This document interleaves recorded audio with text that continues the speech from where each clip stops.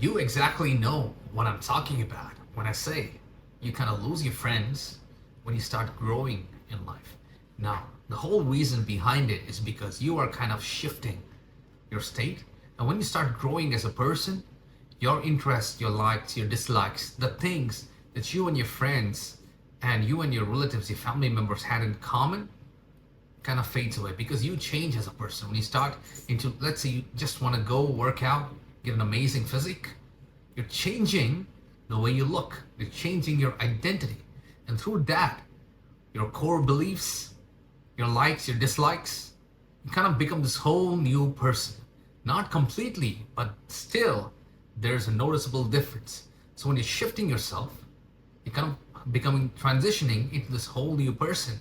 And when that happens, your friends, your relatives, your family members, everybody that knows you have seen you in a certain way.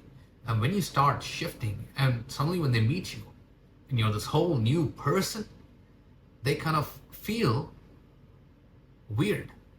It kind of feels their perception of you is shifted. They don't see you the same anymore. And suddenly you're this new person.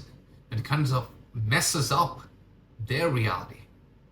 And when it messes up their reality, they try to enforce, pulling you back down to the state you were before. Essentially destroying all the work that you put in. For the time, the effort, and everything that you put in, they just pull you back down to where you were. Now, many of the times, you know what I'm talking about because they go meet people, meet back your friends after you had this journey of self-improvement. You don't have any sort of relatability anymore. You have different interests. You have different things to talk about. And they find you challenging their reality. And let me be very honest with you. I'm speaking cold, hard facts. Whichever friend group that you were in, are in, or will be in, and even in your family, your relatives, everybody that knows you, there's a certain hierarchy set up at the very initial stage. Anytime there's more than two people involved in any situation, there's a certain hierarchy. And I don't really like to use these terms such as alpha and beta, but the truth has to be spoken, and it is the way it is. So the cold hard facts is, whenever you're in a friend group, there's an established alpha. That person decides where we should go and eat, what we should do, what we talk about, and everybody listens to that person. All right? And then there are people in the middle. They're like the neutral party. They don't support either, but they're just in there for the ride. But they are above the beta people. I know it sounds harsh, but hear me out. This is the truth. Now, the beta guys or the beta people have no decision-making power. You may have been in that because I have been through that. I have been the beta in many friend groups previously, in my early childhood, in my early teenage years. And I exactly know when I'm talking about this. Like, you don't have any decision-making abilities. Like, you're not even taken seriously. Whatever you say, people just let it slide. Look, I've been the beta, I've been in the middle, and I've also been in the alpha. And this exists. All this group dynamics. It is very true. Accept it or not, like it or not, it is there. It happens even within your family. One person says everything. Doesn't have to be the leader of the family. Entire relatives. It doesn't have to be the eldest. It doesn't have to be the oldest. It's just one person says something and everybody follows. One person decides where, what, and why we should be doing any of the things that we're doing. And everybody follows. And there's always one or some people who nobody listens to. All right, they have suggestions, they say things, they revolt against the so-and-so called leader of the group, and nobody takes them seriously. And then there are people who are like the second leaders, the second alphas. These are the people who are not alpha yet, but kind of they're in the background, but also have decision-making abilities, who also have influence over the group. And this happens even in family situations. It happens in any family gathering. So when you are going on a self-improvement route, making yourself better, in every other aspect of your life, you're kind of, shifting the dynamics of the group. You are set at a certain level, at a certain cadre, I don't know, whatever you call it, like certain, you are in a certain state, you are in a certain position. When you're transitioning, it kind of alarms the members of the group. It can be your friends, it can be your family, it can be your relatives, it can be the people who have known you for a couple of years. It doesn't really matter. All right. This group dynamics already established here.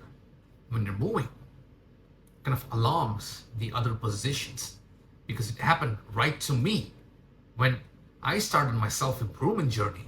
I was a beta. Nobody would listen to me. Nobody would take my decisions. Even nobody would consider me. All right. And when I started working on myself, I didn't really care about my position. And like initially I cared, but then I'm like, screw this. I'm going to work on me. And when I started improving, I went back to that friend group. I felt so weirded out because they were in shock. They couldn't recognize me anymore. Like, you are challenging the group dynamics, and the people at the top. And at the same time, not only you're challenging them, you're kind of shedding a light, this white, bright light. Like if that person can work on himself or herself and overcome the position or certain demons, certain things in life, and elevate themselves, you kind of highlight this light on them, shed this light on them. Like, what's your excuse? They have this inner insecurity going on inside their mind. It's like that person is coming up. What's your excuse? And they don't want that. They don't want to hear that inner voice because their ego is so uplifted. They are so familiar to having that feeling of being at the top because that is their only identity. All the alpha guys, all the alpha people in any group setting, they get that ego boost from that identity. And most of the times, if you go look really deep inside, their whole identity, their whole state of being is attached to that position. Because that's the only one place where they can let out. They feel power. In the real world, they don't feel power. The people who are actually powerful in the real world and have influence will not try to be alpha in any group situation. The person knows their worth. If you notice, people who are, imposing their alpha personality, imposing that they're bigger than you, actually not. They have an inner void that they're trying to fill. So when you're shifting and improving yourself, going up in life and thriving, growing, it kind of challenges their inner belief. The main concept is you're shifting their perception of you. When you are shifting your reality, you're kind of messing up their reality because they saw you in a certain way and kind of shocks them. So on the negative side, you have people pulling you down because they don't like to lose their power. They don't like to be less talented than you. They don't like to be less worthy than you. They don't like seeing you at the top because most of the time they are insecure. When you go at the top, they feel their worth will come down. They feel people will stop valuing them and value you more than them.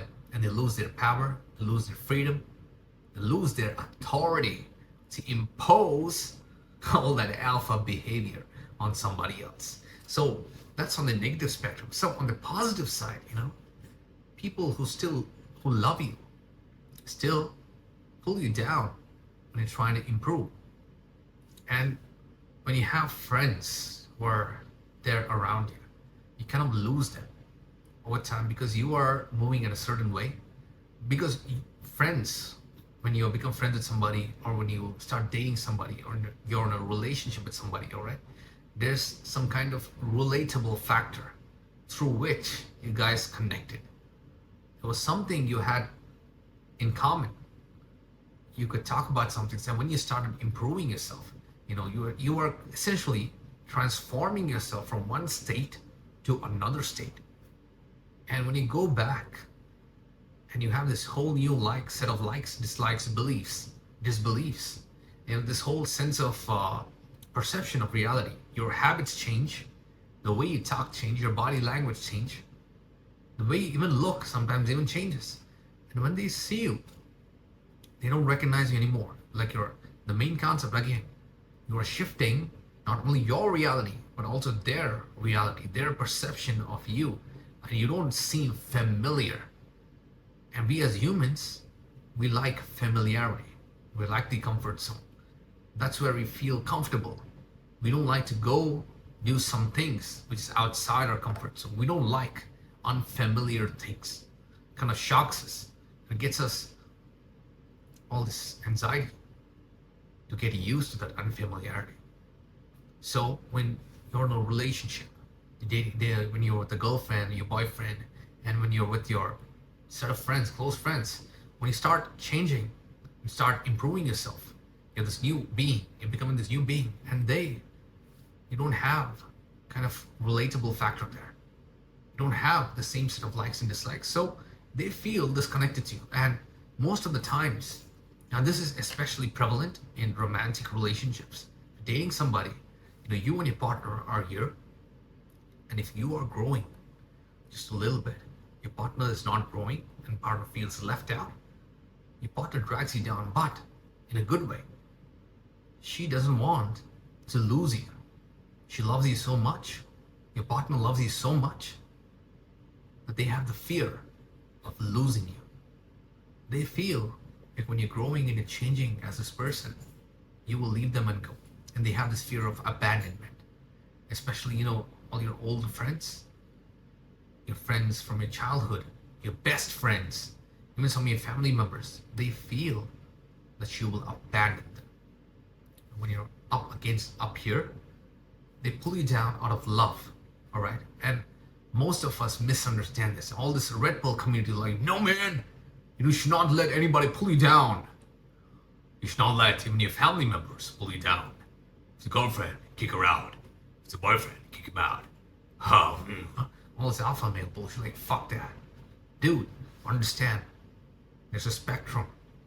There's this negative spectrum, then there's this positive spectrum. On the negative side, you can see if you're really open, all right? If you're really open and if you're not in the derp state, you're actually living in the present moment. You can actually see who is pulling you down because they feel insecure about themselves and their power and their authority and their position in any group or any social setting, and who is pulling you down out of love. And you cannot change this, all right? And most of the time, when people are pulling you down for love, the best you can do is try to make them feel secure that you're not going to leave them, because that's a feeling that's very prevalent. It's very dominant that they're thinking about. Like, you are changing all this behavior and you're growing as a person. They feel that you will abandon them because most of the times they are not improving. They're unable to improve, and even if they try to hold on, they're not going in their own path. They're trying to merge into your path. And this kind of shocks them. This disables them to even grow because they're following you. They're not following their path. So the best thing you can do is try and bring a feeling of security. Assure them. Make them feel it's not, and don't go ahead and tell them, look, I assure you, I will not abandon you. Like, dude, don't do that. All right, that'll scare them even more. So basically, even in relationships, especially, they'll tell, like, I thought we had so much in common. I thought we loved each other. You have changed. You don't talk the same anymore. We don't hang out anymore. You feel different. I feel like you're a whole new different person. Why? Why are you changing? Stay the same. That's what they mean, but they tell it in different ways. They go to even extremes like, you don't love me anymore. You don't love me anymore. Let's see how you like the song. I see you walking out the door. Wonder why it took you so long. Now that is We Found Love by Daniel Caesar. Now that's a beautiful song if you actually go and listen to it. you'll feel so much soul. It's kind of R&B pop kind of style. And I never heard that song by myself the first time. I went to a cappella and this girl kind of played it out loud.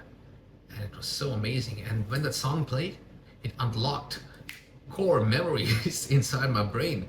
And it unlocked the memories of my previous relationship where, I was putting all this effort into self-improvement, into self-growth, and finding my own path, shedding out my old skin, letting go of my past traumatic self and my insecurities. And we had this disconnection, right? We had this disconnection. And out of love, she didn't want me to change. She didn't want me to grow because she felt that I would leave her. Now, you can tell that I eventually did, but I didn't do it. Right? I didn't intentionally do it. It was we had a disconnection, and both of us couldn't handle it. But still, she's an amazing person, and she taught me a lot. And that is when I realized, all right, that people actually love you, pull you down out of love, because they don't want you to abandon them. And it's not like it's not very intentional. Like you have the best interests of all the people that you love in your mind. But sometimes when there's a disconnect, it is so hard to even communicate and tell that you're not going to leave them. Like you can't be direct, and you can't be so indirect that they're not going to understand. You got to make them feel secure. If they don't feel secure, they're going to leave. All right? They're just going to leave. They're going to walk because they're scared. They'll leave themselves because they feel it is better to leave than to be abandoned. And that's what happened. Even though I wanted to be with her for the rest of my life, she felt that I'm going to abandon her. And I'm very honest, all right, that I failed to show the feeling of security. I was so focused on this self-improvement nonsense. Like, don't get so caught up upon the self-improvement path that you start losing so many of your friends. No, it is not meant to be a lonely road. Everybody else will say otherwise. All this community, this red pill community, this black pill community, this fucking whatever pill community, they will tell self-improvement is lonely. The bus has so many people, the Lambo can fit only one or two. There's no backseat in the Lambo. They'll say all this bull crap. All right, don't buy into the shit. Identify who is trying to pull you down for the negative aspect and the positive spectrum.